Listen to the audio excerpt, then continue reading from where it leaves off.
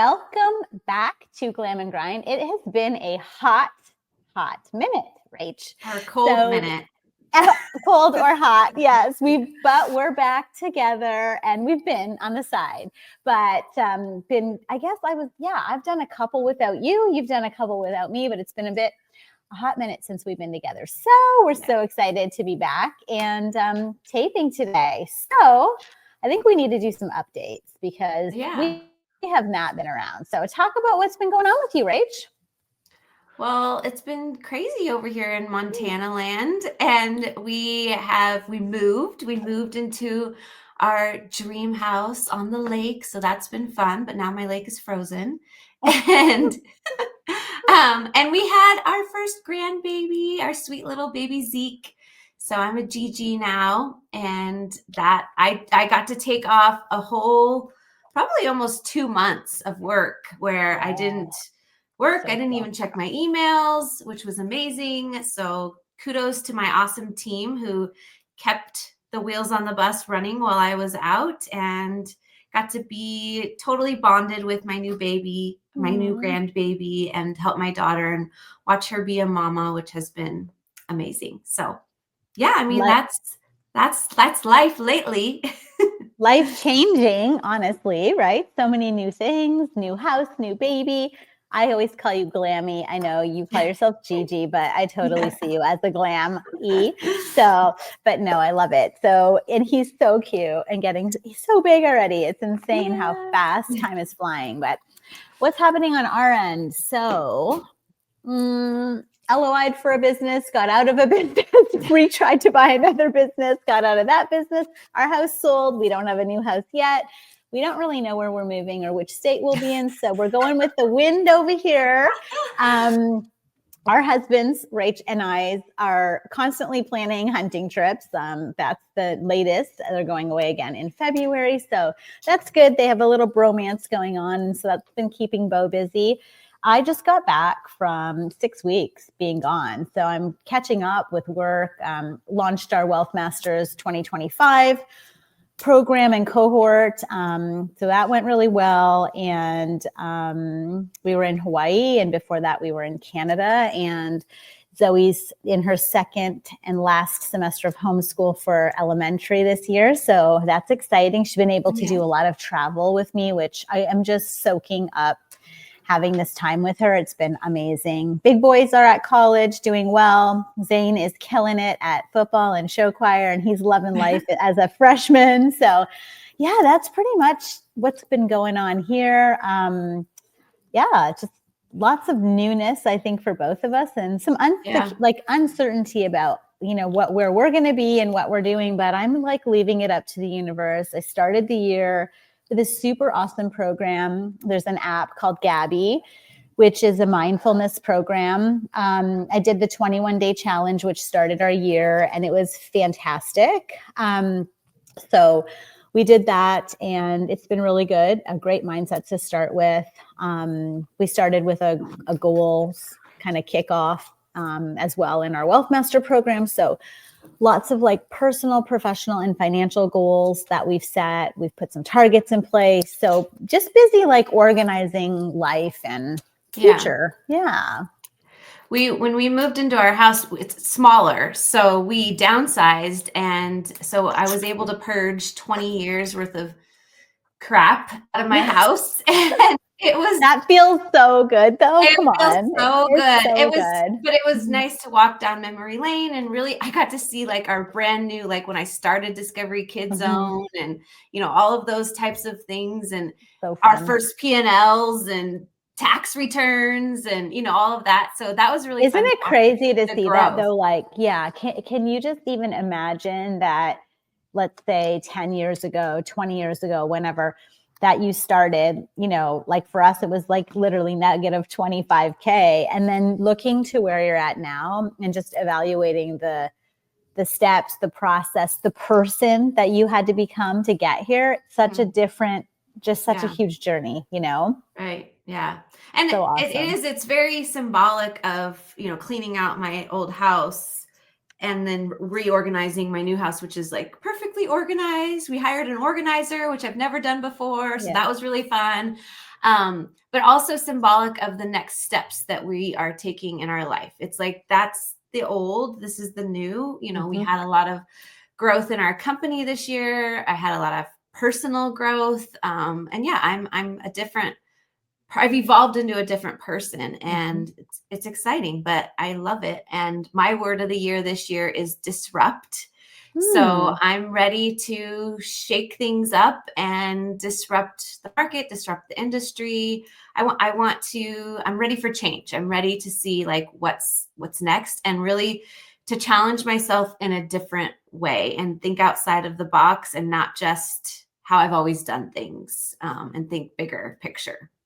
So for the business, when you're talking about like being a disruptor, it's funny, my word disrupt was about 3 years ago when we moved into the Omaha market. Isn't this crazy? It's like, yeah, I know, I'm just like a 3 years age difference, probably 20, but like three business years. But no, it's so true, right? Because especially being in a field for a long time, we get used to doing things the way they just worked, ed, right? Past tense. yeah. And we will bring in some innovation because we're creative by nature. But if it works, we're kind of like, well, we've always been taught, well, don't rock the boat. If it's working, like let it work. But I do feel like there's just so much going on in the world. There's so much going on with technology.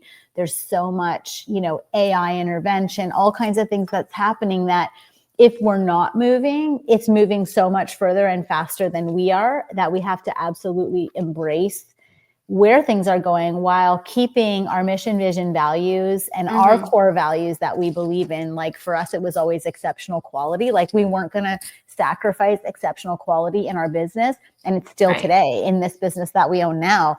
I will not sacrifice quality for just going faster, because faster isn't always better, right? But disrupting the market, having people see that there's opportunity for change in the way we do things, I think is so important as leaders to charge that growth, or to like be the force of the growth. So I love that for you. And also I'm at this stage of my life journey.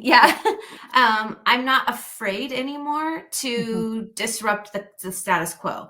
I find myself asking a lot more questions, like, why does it have to be this way? Can we do it this way instead?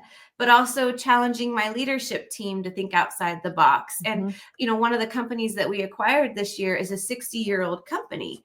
And we took their leadership, which is amazing. They're great leadership team, but they're very like, this is the way we've always done it. And so we've changed a lot in this year, because I've been like, why do we do it that way? Can we do it this way instead? Is this way better? Let's just try it and see. And sometimes it works, sometimes it doesn't, but they've gotten to the place where they're not afraid to try new things as well. And they see the benefit of thinking outside the box, which has been really amazing and exciting. And our company word of the year is evolve. So I am in this phase where I want to disrupt the market, and I also want my company to evolve. Last year, we were in a building phase. We were in a, settling, all of that phase. And now it's like, okay, we've done that. Now let's evolve. What's next? Yeah. And so part of that disruption, I think as a leader, some things have to come into play. Like we just had a meeting, for Wealth Masters, the Q1 meeting, we talked about like how to do things differently, how to think outside the box, how to be innovators constantly, right? Like our job as the CEO or the owner of the company should really be two things.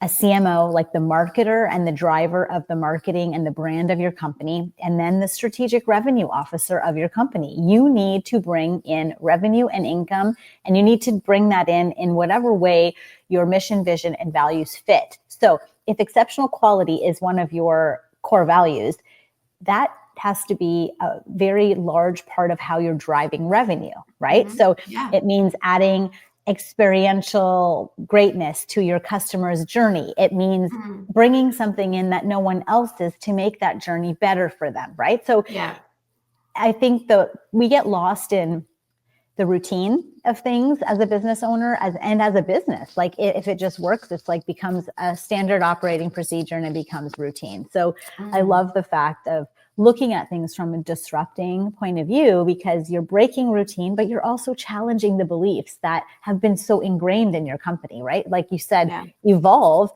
You're asking them to change beliefs. You're asking them to take calculated risks on change, which they're probably always been surrounding themselves with this flat-minded, non-growth mindset, right? And so those are things that push people, I think, out of their own box and off the edge, but can bring some really great ideas because they're forced to be, creative about things and challenge their old school beliefs. And when a company's been in play, like when we bought here in Omaha, the company was 56 years old or something like that.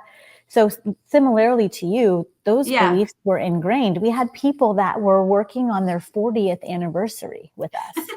Same. So it's crazy. We were literally So, and just having them go to that, how do I 10X this? How do I make this 10X better for this customer? And we always were talking about like just being competition irrelevant, we used to call it. We're not worried about what anyone else is doing. We are the best. We're going to do things in the best way and just not creating competition and not dominating through competition, but dominating through differentiation.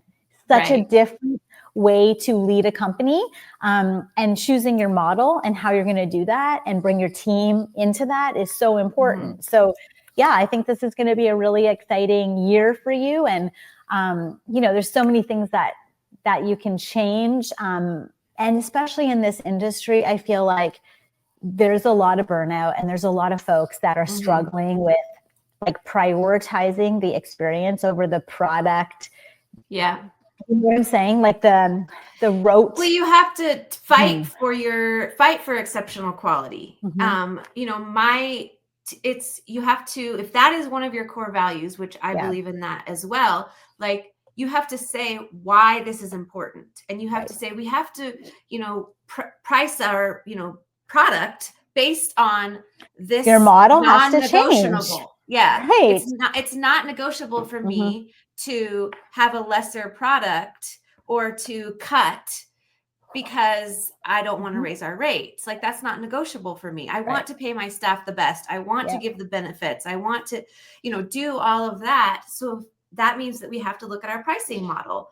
And so we have to fight for that, but as CEOs, but we also have to get the buy-in of our leadership team so that they also believe in exceptional quality like you do, so that they will also fight for it. Well, and I think, one of the things when you said that, like I'm thinking in my head, right, there was a really big, I guess, quarter that we had as a company and in this part of our growth, kind of where you're at.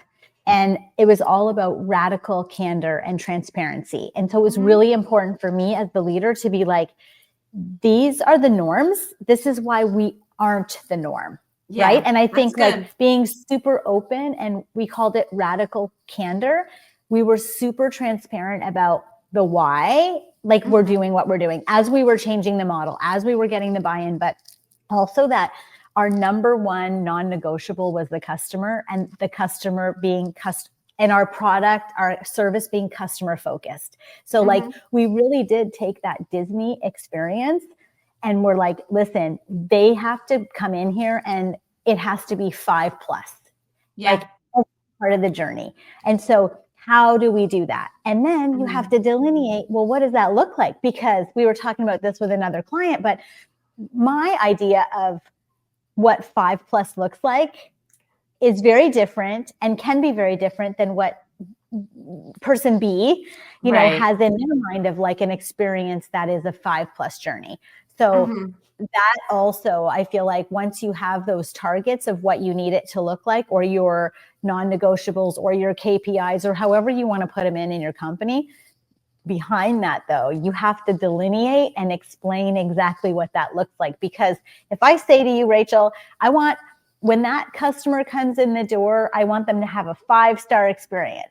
Well, what the hell does that mean? What does that look like? I mean, to me, it looks like smiling teachers, happy people, really awesome reception when they come in, the super clean. What does clean mean? Clean means no leaves in the doorway, no fingerprints on the door. It has to smell nice. It has to have the figure 8 checklist. We have to go through and make sure every part of that sensory experience is a top 5, right? Right.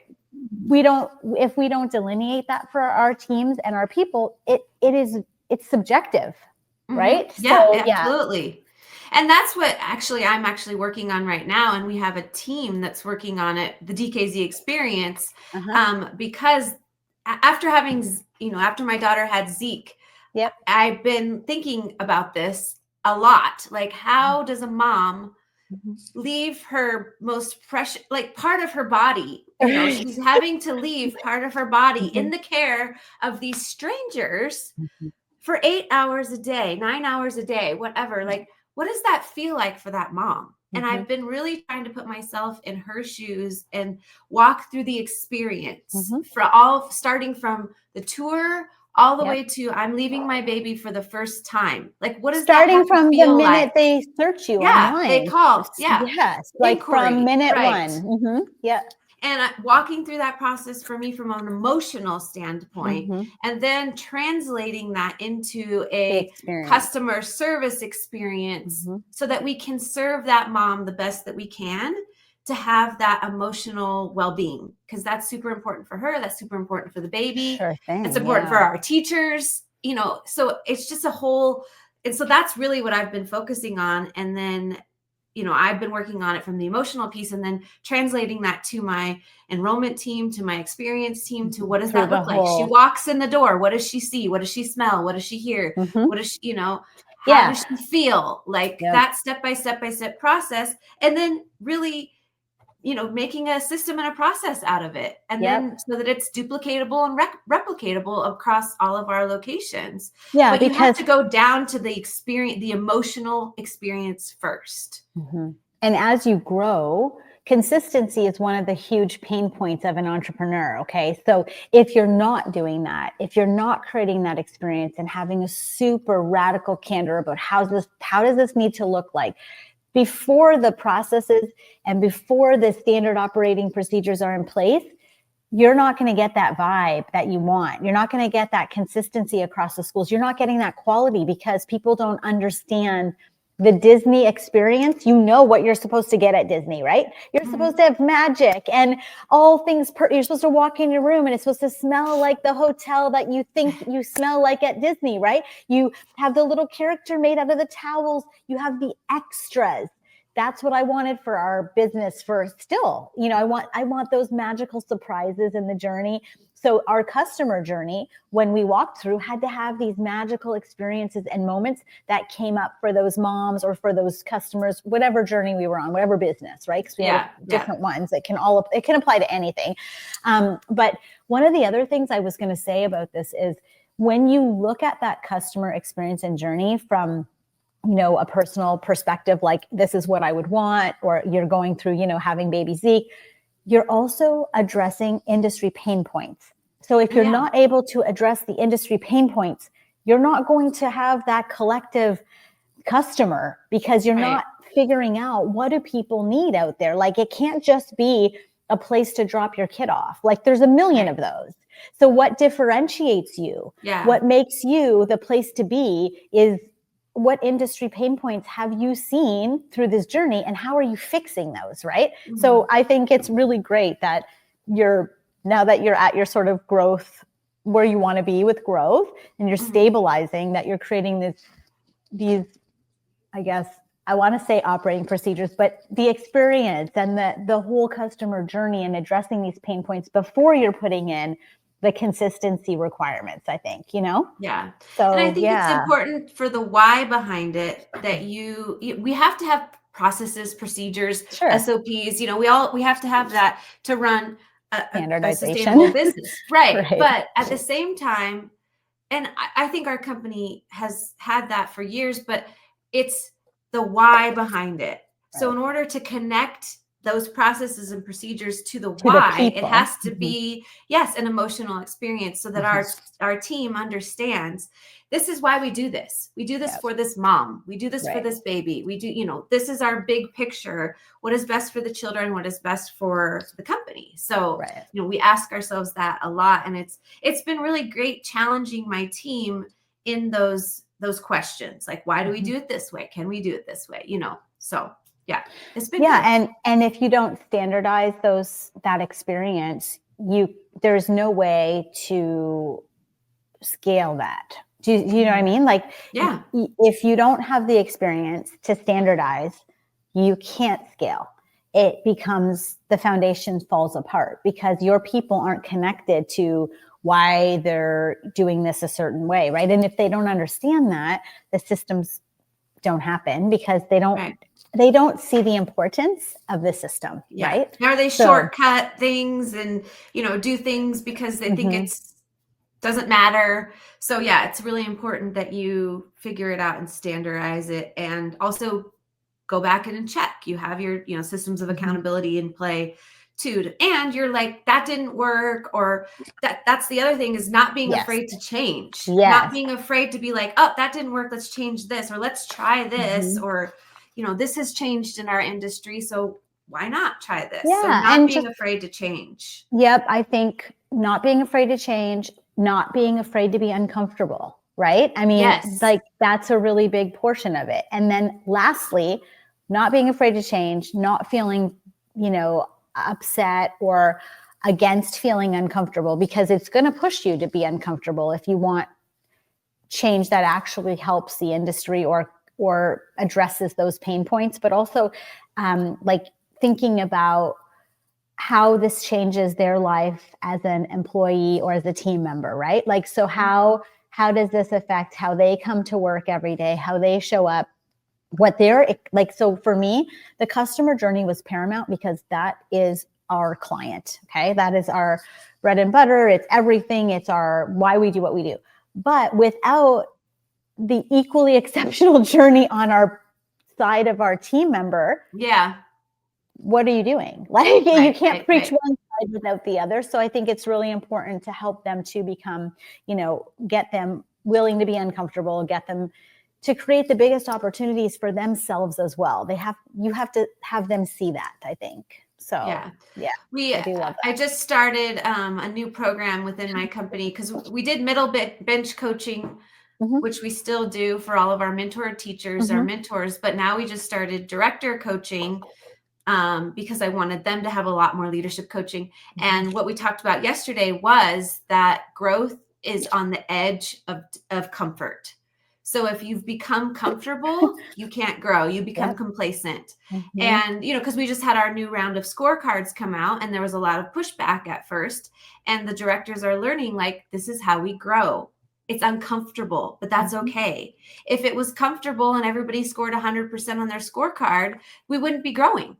Right. There's nothing to do. We're done. Yeah. Yeah. Right. So that was good for them to have that realization that growth is on the edge of comfort. Yep. And along with that too, Rach, I think there's two other things. I don't know if you address this in the director training at all, but I always address this with any business owners.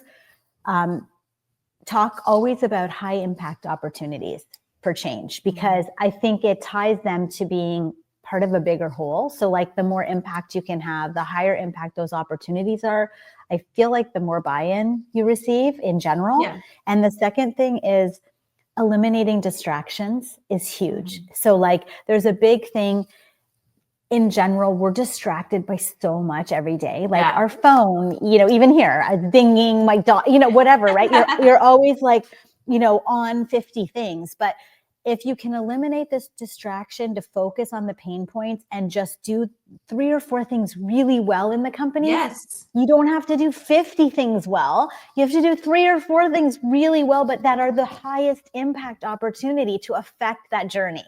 So I think that's like, coaching that is so game changing for everyone, because, it can be really overwhelming when you're like, we have to be perfect in all these things. We have to be exceptional in right. And you're like, holy, like there's no way for me to succeed. Right. So, so I love that you're coaching the directors, because especially in that field, I don't feel like there's a lot of coaching on how to manage that and how, what does a high impact opportunity even look like. Right. So, so did it start already, or when is it available? Talk a little bit about that. We started, so my company is going to be my pilot program. So cool. Yes, we started that this year in January. Okay. And so we've had 2 sessions already.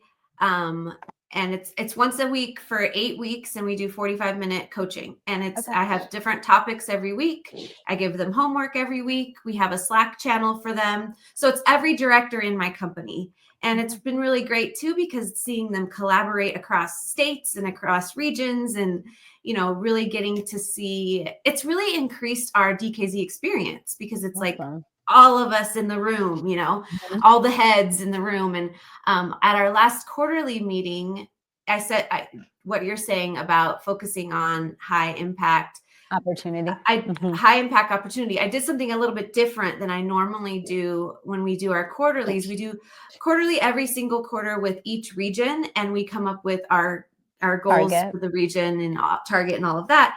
But this time, and we always do a SWOT, because that's just what we need to do. But this time I made them really be intentional about the SWOT. So I had each of them do a SWOT on their location. And then I said, okay, now focus on the gaps. What are your weaknesses first? Then what are your opportunities?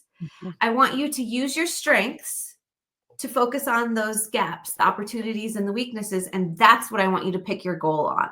Oh, that's cool. And it kind of threw them off for a minute, because they come to the meeting prepared with, this is what I want my goal to be for the quarter.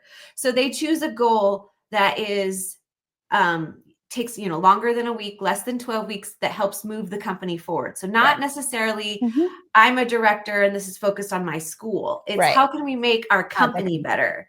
Yes. So that helps them think big picture also. So they had to kind of step back and be like, oh, well, this cute little thing that I wanted to do isn't. It only impacts me. Yeah. So, or my school, or my business, or my, my KPI, right? Yeah. So if my gap is XYZ, I need my goal to be this to help it move forward. So that's what I said. I want next quarter us to come back and do another SWOT, and then be like, oh, because of my goal, I helped eliminate or make this gap better. Yeah.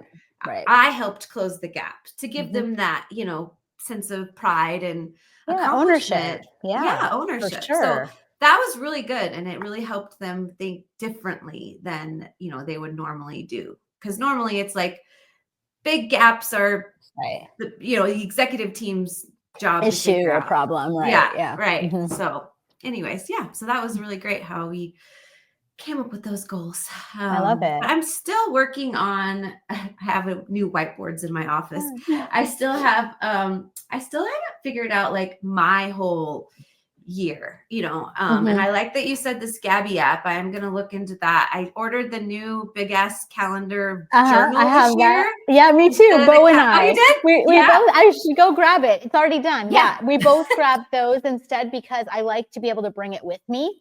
And that's a good idea to have it with Bo. I should get one for Eric. Yeah. We bought one each. And so, because he has his manly things on his, and, his whatever, I don't want to say manly, but hunting trips are not my jam. Yeah. So, but I might have, whatever this week. A shopping trip with Rachel. Right. Or I was thinking more Paris Fashion Week. Yeah. So we can talk about that later, but I also have on there a girls' weekend. So there's that too. So next week, Zoe and I are gone Monday to Friday. So we're going to Cali. We're going to San Diego. And she's going to do homeschool and all that, in between. But what I love is that we're going to go Monday, and we have Monday, Tuesday. We have a conference that she's going to come with me Wednesday, Thursday, and then it's a half day Friday, and then there's networking. So she's going to be able to experience all of that too, which I love, right? So there's things that like I do that, you know, Bo will be home with Zane because he's got show choir and the other boys. So it's just great to have 2 calendars going separately too, because we do have these things that like aren't together too, you know. Yeah. So we have the big ass calendar, but then the journals are great. And also it gives you like, I like to see like, I don't know, and it's with me, I can bring it and it's weekly and I don't know, I like it better. But anyways, and it's easy to change things if you need to, you know. I found that the big ass calendar was great activity, but like I didn't like it on my wall. It didn't match my aesthetic. Well, I have mine in my master closet. Like, I think I showed you, right? It's in my master closet. But so like, it's not out here anymore, but I also feel like then it's a pain. Like if I have to change something and I'm in I have to like go. So this is just the book. It's easy. So you can look up the Big Ass Journal under Jesse Itzler. It's awesome. It's a really good way to prioritize your one-on-one dates with your kids, your Kevin Rule trips. If you haven't read about all this, it's great.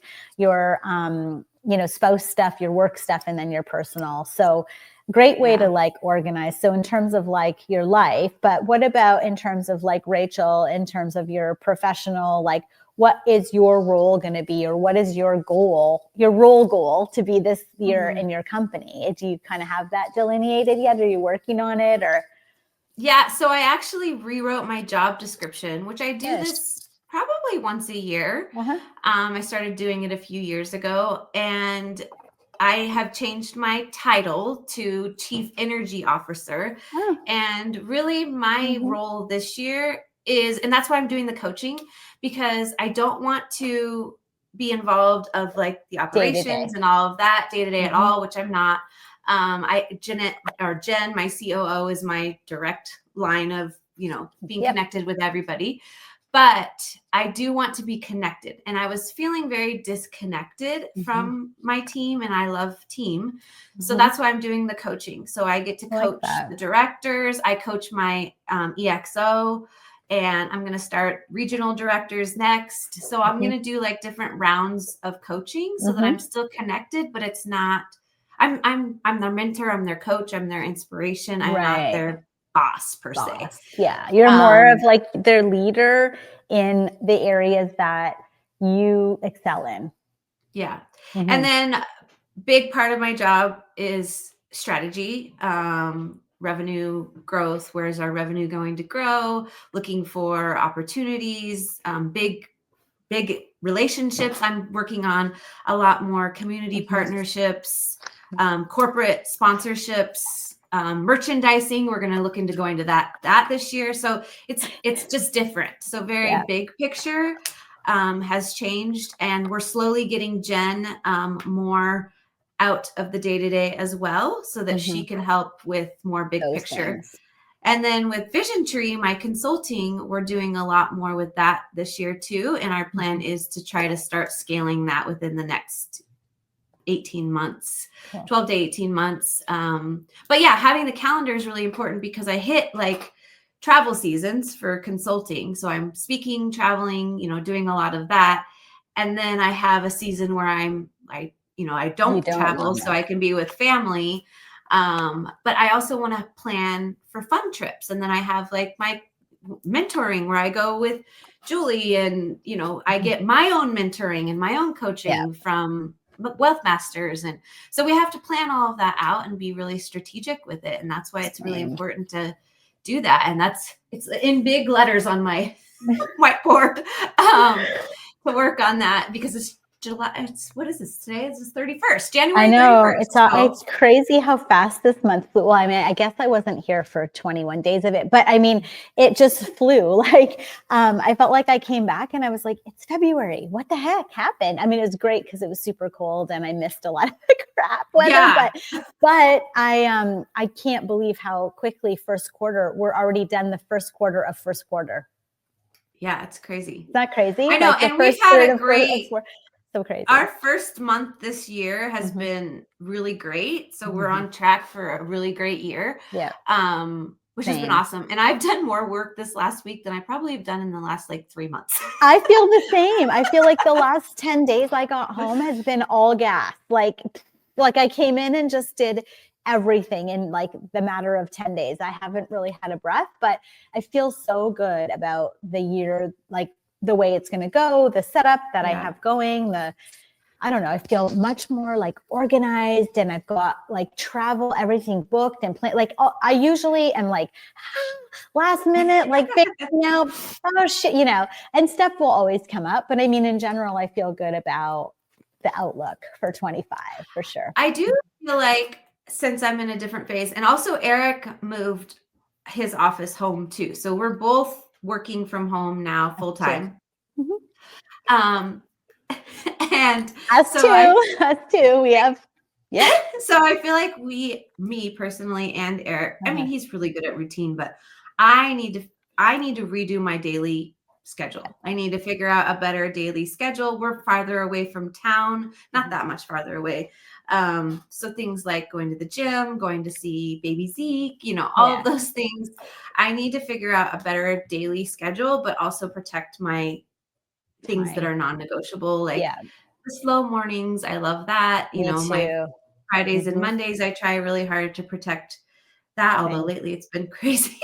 But no, it is important. So like I redid our schedule, well, mine as well, because I really wanted to pencil in every day, move your body 30 minutes at least. Yeah. Because it's something that I'm like, later. I literally now have it in the calendar. I do my slow morning, Bo gets my coffee at Starbucks. I have my princess routine in the morning, and I'm sorry, I'm not negotiating on that. That's like, I'm 50. I can negotiate this princess routine now. So, well, I'm farther away from town, so I got a full coffee bar at my house now. Yeah. So you can refill, you can take your time, right? But so we have this slow morning, like he always gets up, does the kids, does the morning. We have this slow morning, like I'll work, but like slow, I'll do my gratitude practice. Then I have my coffee, but then right after I'm working out. So like I put that 30 minutes, which ends up being 45, because once I'm down there, it's fine. It's just getting down there, and it's at home. So I don't even have to leave, right? I just literally get up, put my gym clothes on, throw my hair up, do all that in the morning, shower, get ready, and then I start my calls, right? So by like 10, I'm on the calls. I'm feeling good. I've had 3 or 4 hours that we've been awake, but I'm not rushing, like hurrying up, waking up right into calls.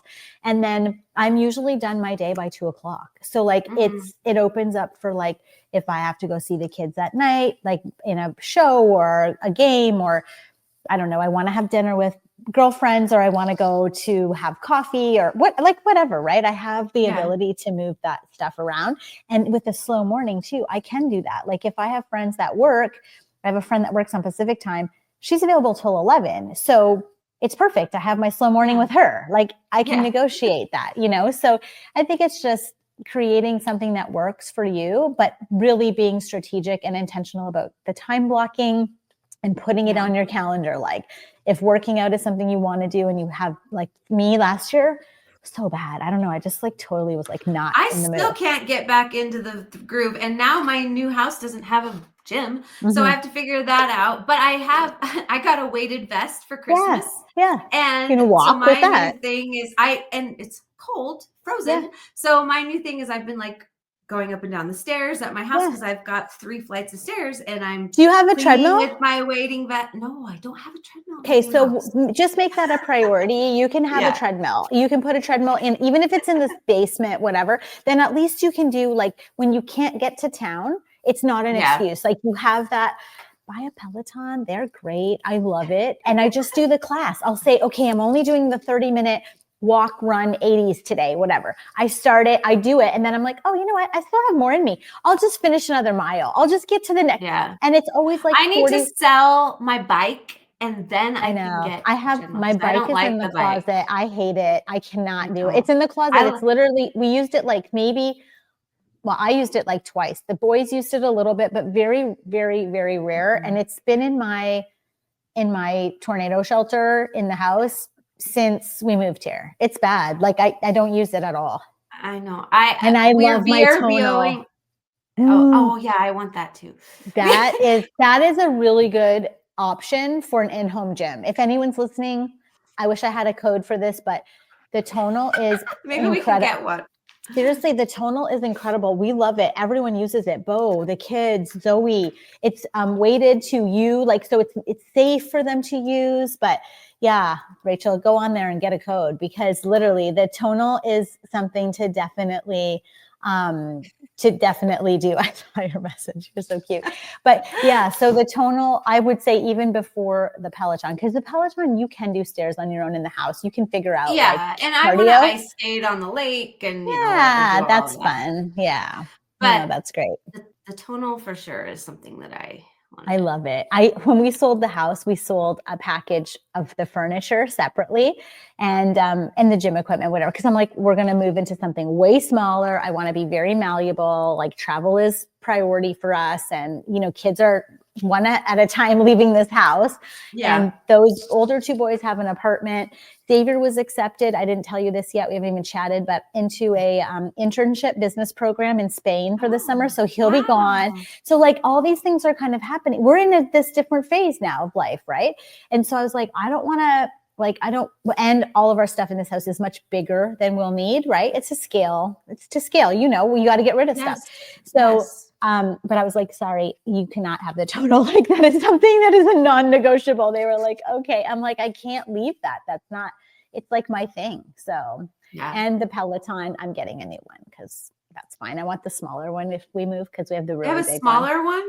Mm-hmm. They have a smaller version now because the big one is huge. Like it's so big. So, but anyways, the tonal is, if you guys, gals, don't have a tonal, it is something that to put on your priority list. They even have a monthly payback program I saw. So we bought it maybe 2-3 years ago, and it's the thing that's the most used in that gym. Yeah. Okay. Well, there you go. Now we know. But also, I highly recommend the weighted vest. I don't have a thing for that, but that is great too.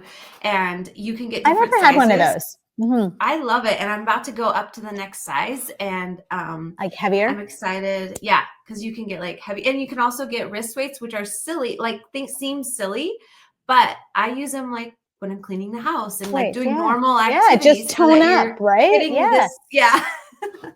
I know, it's that part always. I know. The underarm, that's not my favorite. Yeah. And as you get older, it's definitely something that gets a little jigglier, let me tell you. Yeah. So that's, I think, my biggest thing is we started, we're doing a little bit of the factor meals, which we can give you a code for that. Oh, cool. And we did those for a bit. And my kids wouldn't eat. They are like, they're too high fat. They're too this, they're too that. So now we do Eat Fit Go. But we have an Eat Fit Go in town. So it's like we can go pick them up, which is great because we just get them as we need them. And actually, I'm going to get more today after this call. I'm going to go.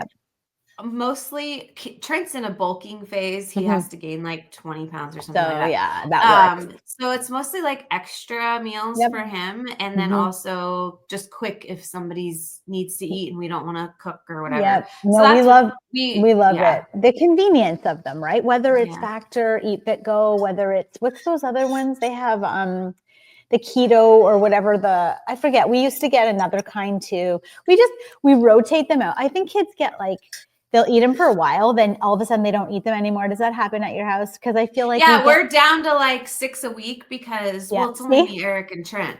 That's what happened to us. We were getting 10 or 12, and then I was throwing out 4 or 5, and then we went down to I think the minimum was 6. And we did that for a while. Then the boys went to school, and it was that we weren't even going through that. So, and I don't eat them because I'm vegetarian, so they don't have really anything that fits my freaking pizza and ice cream. So so bad. Yeah. But I have been eating healthier. I ate some salad this week. Oh, good. I know, I'm trying to add green, but I'm not trying. So my friend Ams, who I love, she's like, we're doing one thing at a time. And I'm like, you know what? That's true. I'm going to work out every day. I don't have to work out, eat green, change my do all these things because then I don't do anything.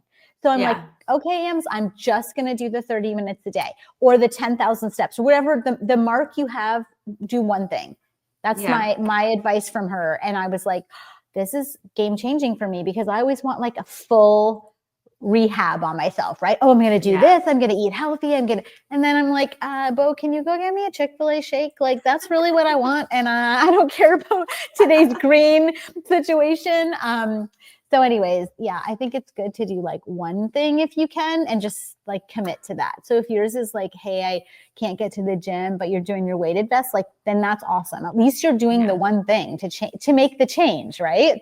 So, but eating healthy has always been the easier piece for me. And I've always been like, me. oh yeah, I'm eating healthy, so it's fine. I don't need to work out, but I do need to work out. I need to tone. I need to, lift those heavy weights and all of that. So I think focusing on one thing is really good, especially for us with our ADHD, because then we'll hyper focus on it. And then it becomes a habit. Yep. So if you focus on one thing, especially if you've got ADHD, then it just becomes something that you do every day. And then I get hyper focused on things for like a length of time. So that's good. It'll get stuck in me, like this thing with the walking or the 30 minutes of work. It's like now I'm like, well, I started it. So now I'm like super hyper focused on this, right? But like the food thing for me has never been good because I hate food. Like I hate food. If I didn't have to eat food, I wouldn't. I like junk and I like all things that are not considered food. Like they should not be probably gonna kill me.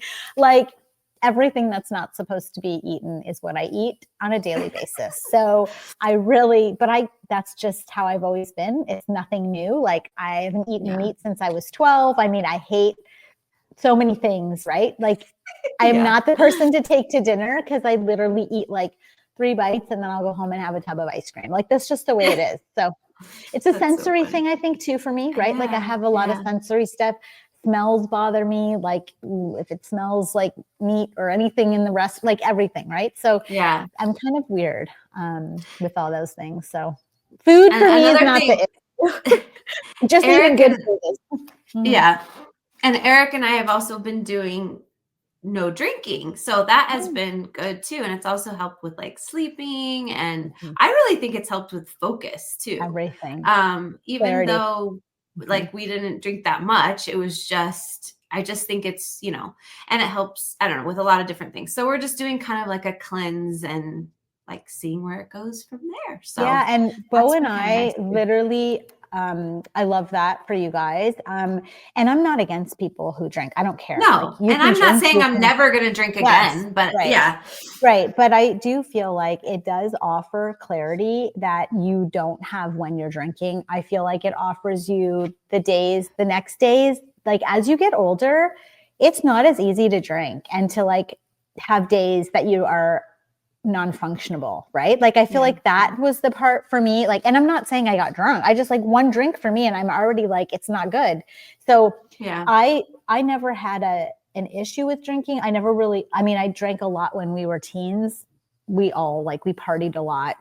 And so I feel like I got it all out really early. And then by the end of like university, like I still would have my wine, we'd go with friends, whatever. But then once I had the kids, I kind of slowed down for sure. Like it would be like an occasion or a dinner out or whatever.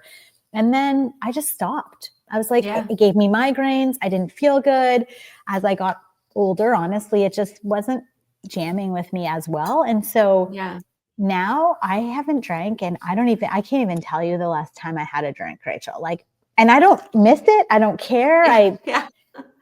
It's not something like I can't give up ice cream, but alcohol was no problem. It's not a problem. To me, it got to the point, which it wasn't bad, but it was like you look forward to the glass of wine at the end of the day. And it just became, we go at the end of the day when we're done working and everything's done, we sit in our chairs and have our glass of wine and talk. So it becomes a habit. Right. And then we started realizing like, it's not doing anything. We're not drunk, so we're not feeling anything. Right. And it's just adding calories and it's not necessary. Right. So, so that's why. And it's like anything else. It's any habit, right? Like my ice cream habit. It's just whatever you're used to like doing that is part of like something that you like to do. So it's good. It's good to take a break from it. I don't know. I'm not ready to take a break from ice cream, but I'll tell you when I am. Okay. I should probably do that soon. Because I'm sure the inside of me would appreciate it. But yeah.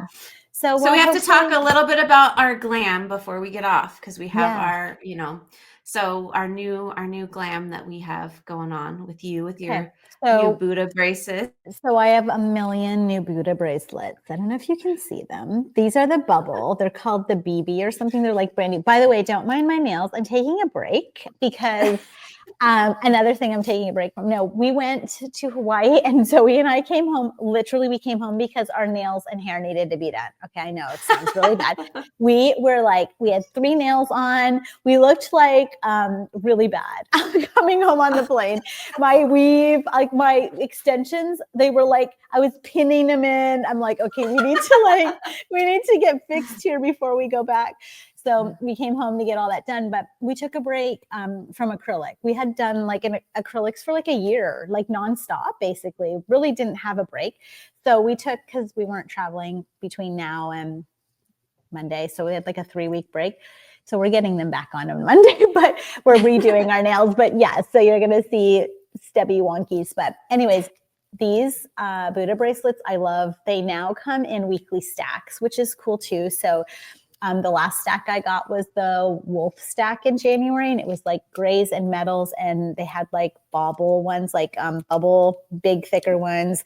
I have they're called the all-weather bracelets, AWB, on the website. I don't have a code. I have nothing. I'm zero prepared for any of this, but the thing I love about these is they look metal, but they're not. They're TSA approved, so you can go through all the TSA without taking them off, even though they tell you, ma'am, can you take those off? No, I'm not taking them off. They're not going to bang. Because they are TSA approved. There's no metal in them, and they're waterproof. So they're awesome for the beach. We go to Hawaii, if you're out and about, they're fine. They don't stain. They don't rust. So I love my Buddha girls. Yeah. That's a plug for Buddha Girl. I love them. So, and you today have something. Yes, I have my newly. I have not jumped on Buddha Girl yet, but I need to, because every time I see you, I'm like, I want those. But I know, anyways, they're so fun. I got my newly today. So you guys know I've talked about this before, but I rent my clothes every month, and I get, I can't remember if it's 5 or 6 outfits a month. And I think it's like $86 a month, like super cheap, right? And this is a Farm Rio dress, full dress. It's not just a sweater. And I love it. It's brand new. It had the tags on it. Came in, and I'm obsessed with Farm Rio, by the way. So yes. I got on this bandwagon a couple of years back, and I'm just obsessed with them. And they're sustainable and help women. There's a whole thing behind it. So I love this because, I love Farm Rio also, but I love this because it's got the pleated arm cuffs, whatever. But also it's so the colors of Farm Rio are just so happy and bright, and it's very cloudy and white today here in Montana and frozen. And so I got my newly right before we recorded. I'm like, oh yay! Well, so it doesn't feel like it's it looks sunny, or it looks it's so fun. And I love that they have so many culturally, the vibe is there's different cultures that are represented during the months, and they share about that and share about how they're helping whatever country they're working on or working with. I don't know, I love their initiatives. It's very woman friendly and sustainable, and they have a whole eco programs. It's great. So I love it. Yes. So yeah. And as far as newly goes, I travel a lot. You probably have a code. You can share your code. I should share a code. I will ask my VA to help me find that. Because you do have one. Yes. But anyways, it's really, really beneficial, because last month we had 3 galas for our company, and I had to get nice dresses for each gala, and I didn't buy a single one of them. So, awesome. Traveling, I don't wear the same outfit twice, and I don't have a closet full of clothes because I just got rid of a closet full of clothes when I moved. So it's great. Highly recommend it for people that are, always on the go and wanting something new, but they're high quality, nice, Farm Rio, Anthropology made. Yeah, there's good, there's really nice designers on it too. It's not just your run of the mill whatever. There's actually good designers. And like you said, sometimes they're new, which is crazy. Like almost every outfit I've gotten has been brand new. And you don't have crazy. to clean it, or, you know, when you, obviously if you wear it more than once, you clean it, but like when you send it back, you don't have to get it dry cleaned first or anything. So good. It comes in a box to my house in a package that I send back easily. So it's great. Yeah, Love no, it. I love it. And also, like, especially if you're traveling a lot, I feel like I go to these conferences and I'm like, you know, I had bought all these like Zimmermans and all these, like, I love them. But people, like, once you wear them, people know you wore them. And then they're like, it's something that they don't forget. So like that dress today, that would be memorable to me, right? So like if you wore that to 2 or 3 conferences, they'd be like, Rach, like you gotta change your look, you know? So Right. like having the ability though to like not have to buy every single time is huge savings, you know? Right. So Well, and I you love can that. try things. You can buy Oh, them if you love them. okay. So you can, you know, try them and you're like, "Ooh, I love this. I'm going to buy it." Like I bought a pair of jeans that I Okay. loved from them. And or you can send it back. So it's great because there's things, you know, you can try Especially things, or online. Like you don't know yeah, how they're gonna fit if you want to try a different style. Like I'm always scared because I'm like, oh, then you know, the process of returns and all that. But which if I you're suck at. me too, they sit in my closet and then it's like past the return time. And then I'm like, they go to Goodwill or it's just a waste. Honestly, I am really bad Yeah. about any of that.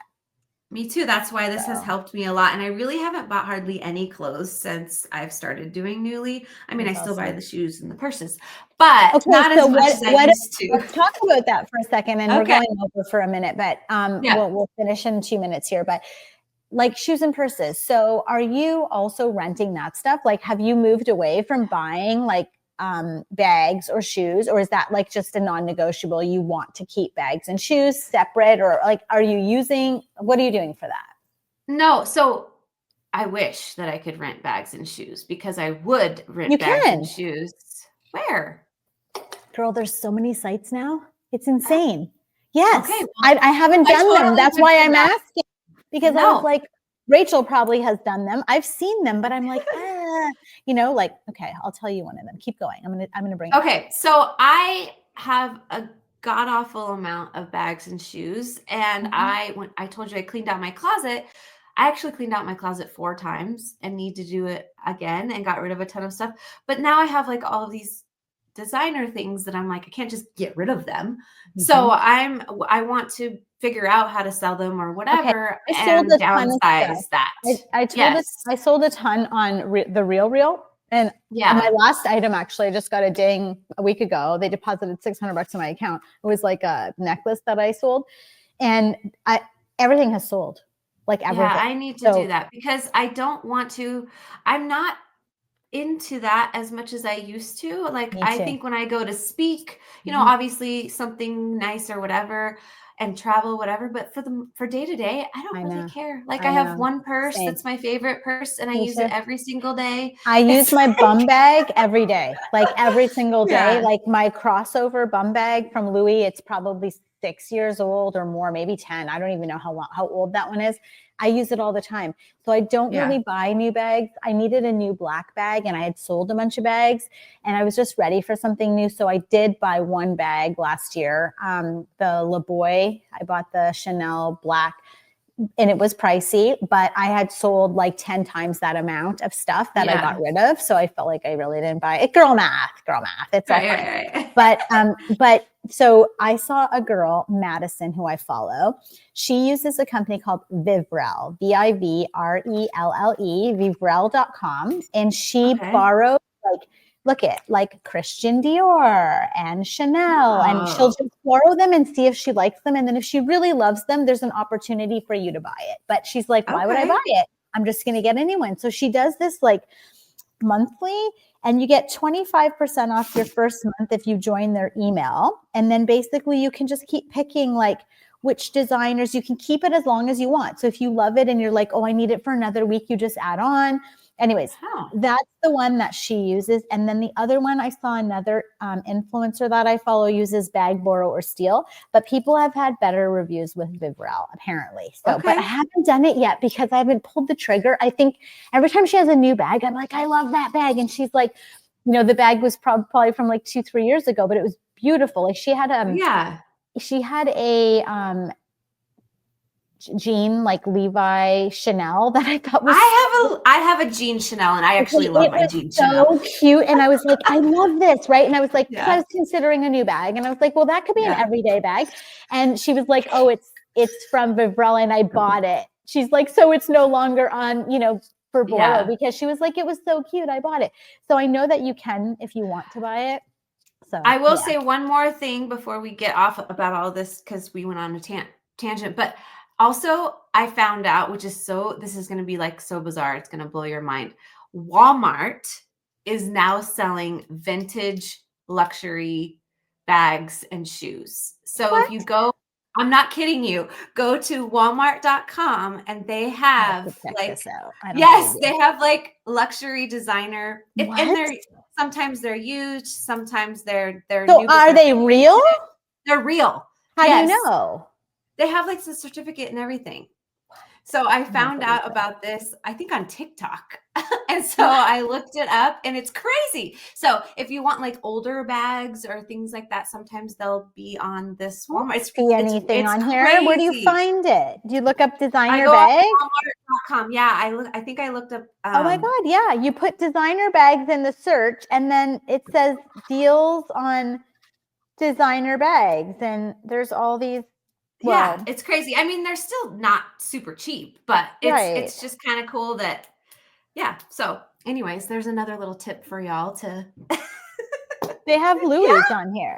I know, it's crazy. It's $300 for a pre-owned Louis. Yeah, they're pre-owned and stuff, but who cares, No, but I mean, if they're in decent shape and they're real, I mean, I think it's great if people want to actually buy it, right? But the other one I think is more like a rent, and then you see if you like it, but if I could find the one that I gave away in Canada, I would totally rebuy it. Like I was like not sure when we were moving, and I was like, okay, fine, Julie, you don't need it. And now I think about it all the time. Oh. And it was like, it was probably an 8-year ago bag. And I'm like, I cannot, it was like a runway. We went to an auction thing, and it supported a hospital, and I bought it and I loved it. And I was like, okay, well, I've had it now for a bit. Like, well, and now I'm like, I can't stop thinking, and this bag is not available anywhere. So I'm going to check Walmart, because maybe it might just be randomly, on there. So anyways, good tip, Rach. I'm going to check that out. I'm actually checking it out now. So I got to distract myself. I have to stop. Okay. Well, I have to look on Gabby and Viv Reel. So, but anyways, okay. So what's our health, wealth, and happiness tips for today? Oh, well, health, I think let's do this, like find a schedule or a structure to put some type of like health component. So my non-negotiables for health right now are the Gabby app every day. I did the 21-day challenge, and then I bought the subscription, and I'm doing that every day. And it's so helpful, and it gives you meditations. And before this challenge, I kid you not, I could not meditate. I was freaking myself out. It was giving me anxiety. The more I meditated, the more anxious I got. I don't know what it was. Anytime I went to yoga, it would freak me out. Like now I can actually meditate for 20 minutes of clarity, like no freaking out. I get into the full meditation, and I was never able to do that. So for me, that was game changing. It brought so much clarity to me, and my 30 minutes of moving my body every day. So I think that's two things, but for me, it was like mind health and then body health. So it's a little bit different, but so that's what I'm doing. And so if everyone could add maybe just one thing that, they could. One thing to focus on. Yeah, I think that's good. And I'm going to do the same. Mine is also going to be the working out and my daily schedule. Figuring that out, I think, is really important. And for wealth, I think figuring out how you can minimize. I think that's important. We're always about like adding an income and how can we add value, add income. But I also think for personal life, really simplifying your life is good too. So like, how can I not buy as much and maybe rent instead? How can I, sell some of these bags that I don't need anymore and really pick a favorite bag? Or even if you want, buy one other thing, but you get rid of stuff in order to get new stuff, right? I think that. But I love the simplifying thing. I think that's honestly an age thing. Like for me, it was as I I had my 30s where we had everything. We were like we called it our overindulgence phase. Like now that we talk about it, we're like, we had Ferraris, Porsches, huge houses, tons of clothes, tons of designer shit. Like everything that I preach not to do, we did. Then in our 40s, we started to like really like start more travel, experiential based things, time started to become more. Now at 50, it's like so all in that bucket with very little. Like I drive a Jeep. I don't even know what it is. Wrangler. I don't even know. Or Rubicon. I have a Rubicon. Yeah. Like, Rubicon. And I don't even drive it. My husband drives. Like I don't even care what I drive. I had the G-Wagons. I had I had everything. And to me now it's like, I don't know. It doesn't matter. Yeah. I don't really care. I drive a 7-year-old car that we paid cash for that, it's just, we don't, Eric's truck, I think is 10 years old. Like we don't, it's not a priority anymore. I do think as you age, the clarity becomes definitely based on different things. Right. And so minimalizing, is that a word? Yes. Minimalizing. Okay. And then for my, like, in terms of like wealth strategy for business, and or I guess outside of personal, I would suggest that everybody looks at their income and does a projection of income for the year. And every month on their top line moves or puts somewhere else about 30% that they can put in a tax savings or tax, I know I'm saying this for you too, a tax efficiency account. So that account will be used for investments, for tax eradication and or tax. So that's just a little hint that we've been giving our Wealth Masters folks, as well as any of our private coaching clients. And it's really helped them strategize on getting kind of almost like a plan for not having to deal with all this in fourth quarter, which, most people do. Or December 15th. Or December 29th. Rachel.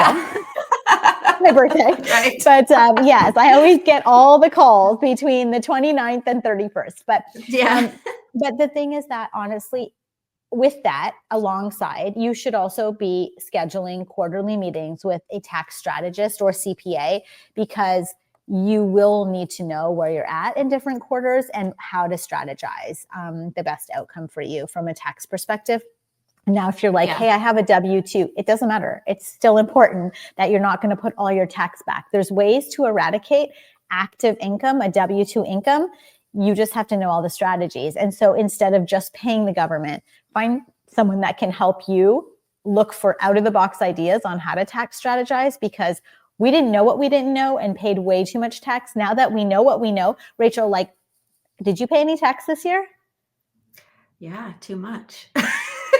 No, but now that you know what you know, now you ended up clearing it, right? So like, yes. But that's the thing. I mean, before we knew what we knew, even our clients, they're all paying tax. This year, everybody paid less than whatever, a minimum that we thought would be decent, for them to pay, or none at all.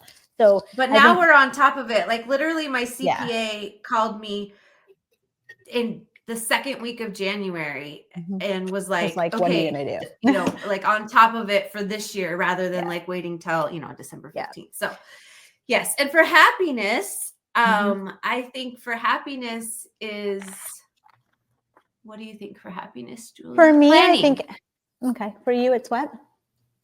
I think planning is really important so that we can look into the whole year, and then that gives us things to look forward to. It gives you peace because these things are planned out. It gives you more space, mental space, clarity, and all of that. So yeah. No, I agree. Planning, I think, is definitely part of it. And then I think just in this world we're in right now, I think it's really important to focus on the gratitude in your life and focus on what you have versus the distractions going on around you. There's a lot of distractions, a lot of negativity, a lot of polarization, just a lot of things happening. And it's really important to be empathetic as a human, but also to create sound boundaries for your mental health. And part of that being happy is having good mental health.